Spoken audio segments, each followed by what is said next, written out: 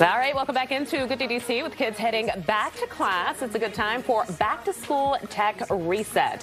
AI privacy and online safety expert Nuala O'Connor is joining us now with some practical tips for parents on setting boundaries, checking privacy settings, and of course, keeping kids safe online. Nuala, so good to have you. Thanks for stopping by. Thank you for having me. Appreciate it. So back to school season, it's well underway for some households, and we're getting there for other students who are headed back soon. What should parents be thinking about right now when it comes to online safety? This is the time to have the conversation with your kids about what your boundaries are, what responsible use of the online platforms looks like, even what time of day and where in the house you're going to let people use their phones, their machines, and set boundaries today in agreement with them.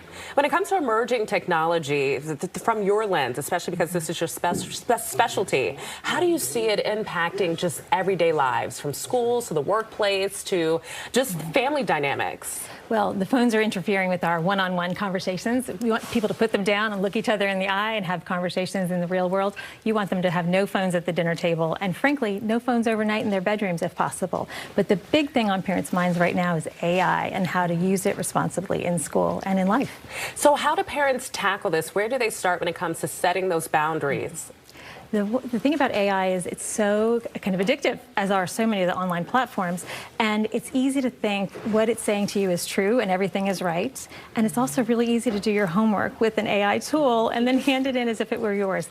That's good old-fashioned plagiarism, so that's the conversation you want to have with your kids now, that you can use it for research, you can use it to kind of get ideas about things to write about. You can't use it to cut and paste things into a paper and say that it's yours. That's not true.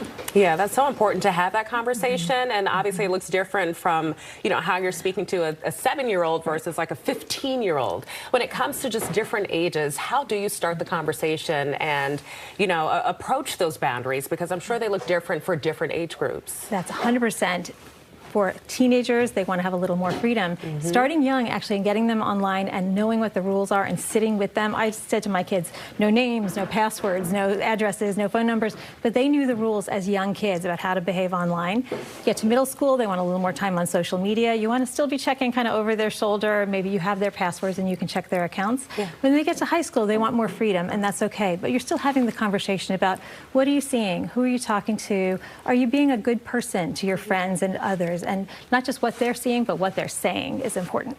And as a mom, how do you start the conversation, or what advice do you have for a parent when it comes to just opening the door for that transparency and just letting them know, hey, listen, you can come to me and tell me anything? You've started it just the right way by saying, you can come to me and talk to me about what you're seeing. I'm not going to be mad. I really care about your safety.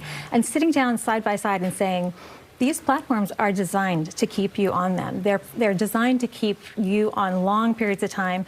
You have other things you want to do in your life. Let's think about the time boundaries we're going to set together in conversation with your kids, and not kind of wagging your finger and saying it's all bad. I love that. How should tech rules change when it comes to different ages? And what's one, I guess, universal rule that can help parents? The one rule to remember and to tell your kids at all ages, everything is forever. It's all online. Whatever you post, whatever you say, your future college admissions officer, your future boss at work may be seeing things that you've said that might be inappropriate and that you're not so proud of 10 years later. So be really wary.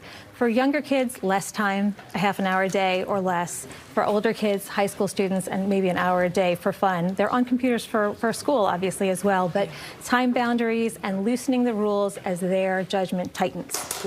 Excellent advice. Nuala, thank you so much.